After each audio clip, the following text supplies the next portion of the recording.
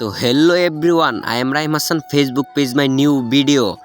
বরাবরের মতো নিয়ে আসলাম আপনাদের সামনে আরেকটি ব্লগ ভিডিও। আর আজকের ব্লগটি হচ্ছে শীতের আরাম। আর আমার সাথে আছে রিফাত, সম্রাট, নাইম, আরাফাত। আর এই যে দেখেন কাজ করতেছে, আমাদের এখানে পর্যাপ্ত পরিমাণ হোল্ডার এবং লাইট আছে। এত লাইট থাকার কারণ হচ্ছে আমরা আগের বছর ক্রিকেট খেলার মাঠ বানাইছি, আর এবারে বছর র্যাকেট খেলার মাঠ বানাইতেছি এবং কিছুদিন পর আবারও ক্রিকেট খেলার মাঠ বানাবো। নিচের ক্ষেতটা কাটলে আমরা মাঠ বানায় ফেলবো। আর আমার সাথে আছে ছোটো ভাই ছেড়ে, আর এই যে এক ছোটো বাইরে গাছে তুলে দিছে রিফাত, আমি তুলি নাই। আর এখানে পর্যাপ্ত পরিমাণ ময়লা আছে, ছাই আছে, এইগুলা সাইড করব। আরাফাত পকেটে হাত দিয়ে দাঁড়ায় আছে, আর আমি মনে করেন ক্যামেরা ধরছি। আমার বয়সটা হচ্ছে একটু খারাপ দেখা যাচ্ছে, কারণ হচ্ছে আমার জ্বর ঠান্ডা, তাই বয়সটা ভালো হচ্ছে না। আপনার মনে কিছু নেবেন না, বয়সটা খারাপ হলেও ছোটো ভাইকে একটু সাপোর্ট করবেন। আর এখানে পর্যাপ্ত পরিমাণ লাইট হোল্ডার আছে, সমস্যা নাই, 35টার মতো। আর এটা মনে করেন সিরাবিরা একটা নেট, এটা দিয়ে চালাই দিমু, যেহেতু আমরা গরিব। আর ছোটো ভাই যে গাছে ডাইল কাটতেছে, প্রায় 10-15টা ডাইল কাইটা সে ক্লান্ত, এখন বলতেছে নাইমা পড়বো। আর এই যে এখান দিয়া ছাই অর্ধেক টানতেছে। আর এই যে আমাদের মাঠ বানানো দেখে আর ছোটো ভাই একটা চলে আসছে দৌড় দিয়া মাঠে দেখার জন্য কি করতেছে। আর নাই হচ্ছে আমরা এখানে চাং বানাইছিলাম বসার জন্য, ওইটা বাঁশ নামায় ফেলতেছে। এখন বাঁশ হচ্ছে এখানে একটা আছে, আর একটা বাঁশ করতে হবে। এখন দেখি কি করা যায়। আর নাইমে এগুলা কাটতেছে আস্তে আস্তে, আমি কই কাট, সমস্যা নাই, কাটতে থাক, যা হবে কাল সকালে দেখা যাবে, কিছু করার নাই। আর এই যে এখানে বাঁশ তুলতে গিয়ে তো ভাই কেরা বেড়া লাগা গেছে, কেউ আর বাঁশ তুলতে পারে না। এখন নাইম পানি দেয়া তুলতেছে, দেখি কি হয় শেষ পর্যন্ত। আপনারাও সাথে থাকেন। আর এখনো যারা যারা আমার পেজটা ফলো করেন নাই, সবাই পেজটা ফলো করে আসেন। আর এই যে নাইম শেষ পর্যন্ত বাঁশটা তুলে সে সক্ষম, লাইক দিয়েছে। আর হচ্ছে এখান দিয়ে আমি নেটটা ধরলাম, নেটটা ধরে দেখতে সোজা হয়েছে কিনা। সম্রাট বলতে এই বেশি বুঝোস তুই, আর সম্রাট হচ্ছে বলতেছে তুই বেশি বুঝোস, সাইডে ধর। আচ্ছা আমি মনে করেন ধরছি, আমি এত ইয়া করি না, আমি হচ্ছে ক্যামেরা ধরি। আর এইখানে কূপ দিয়া ঠিক করতেছে, আর ওরা বলতেছে আমার কূপ নাকি তেরা হইতেছে। আর কি করার, এই ভাই দিতাছি, কিছুই করার নাই।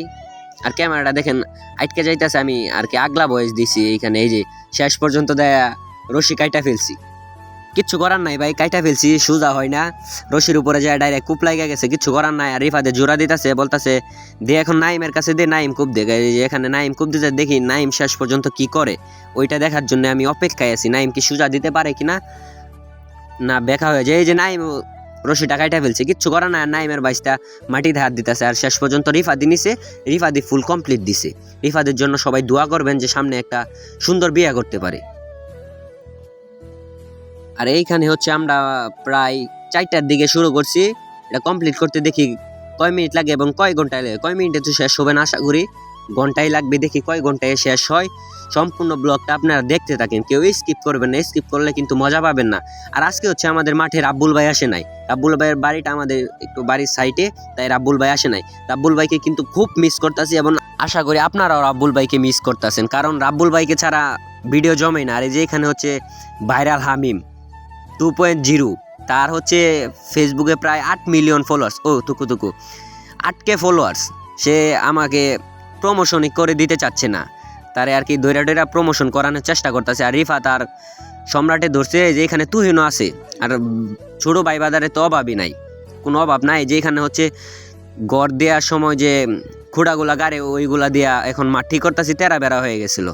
যে এখানে গাতা করছে, নাইমে দেখতেছি কি করা যায়।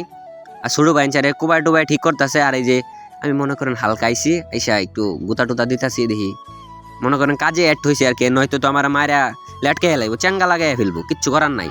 আর সম্রাটে তার লাগাইতেছে, শর্ট খাইলাম, রিক্স হয়ে যাবো জানের রূপে, কিচ্ছু করার নাই ভাই, জানের রূপে হইলেও কিছু করার নাই। আর আমি তো মনে করেন সারাক্ষণ ক্যামেরায় ধরে রাখছি, আর রিফাদে আত্মুরদা বাইরে বুড়ে লাগাইতেছে।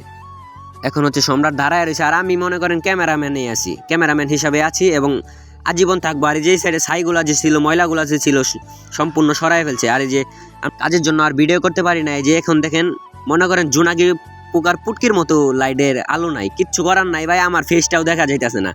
আর এটা আবার লাইট অফ করে আবার ঠিক করব, দেখি কি হয় শেষ পর্যন্ত, আপনারাও ভিডিওটা দেখতে থাকেন।